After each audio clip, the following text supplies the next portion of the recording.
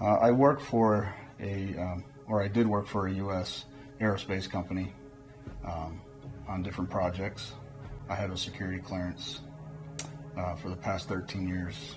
Everything that I've worked on and seen is not anywhere close to the same level of technology as the Tic Tac, for example, or other things that have been cited that are quite exotic and can move in ways that defy physics. Some of the things I've worked on I cannot and will never talk about. As a patriotic American, I would never divulge classified information.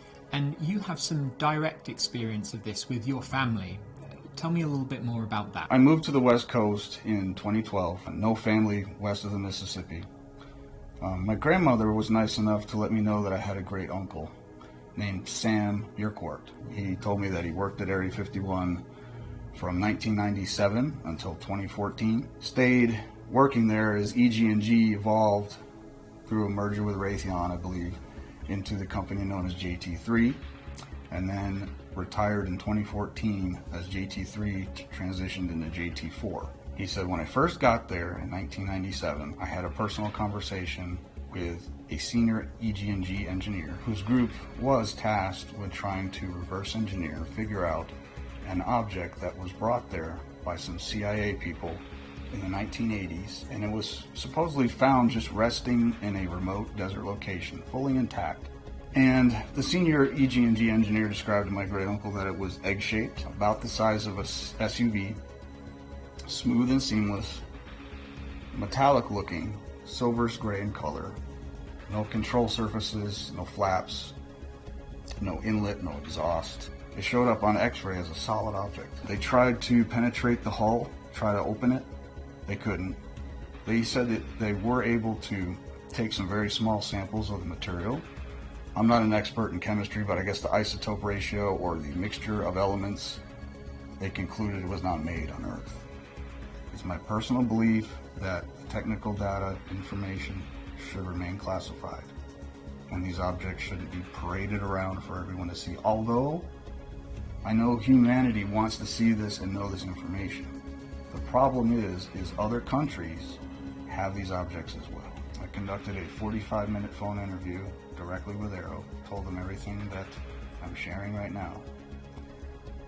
Shortly after the interview, they forwarded me a memorandum of record to sign and date initial, and that's going to be compiled with all the other data they're collecting and to a historical record that's going to go to Congress sometime next year.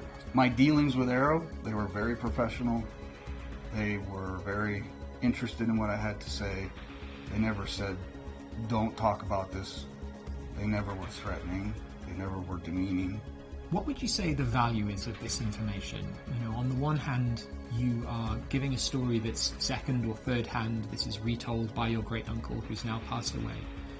On the other hand, this could give us a very interesting lead to potential alien craft that's hidden at Area 51. I think the public wants answers, and they want answers from Aero now, but there's a lot of people contacting them like I have, and they're trying to get not just some data, but as much as they can, compile it and give it to Congress for them to disseminate.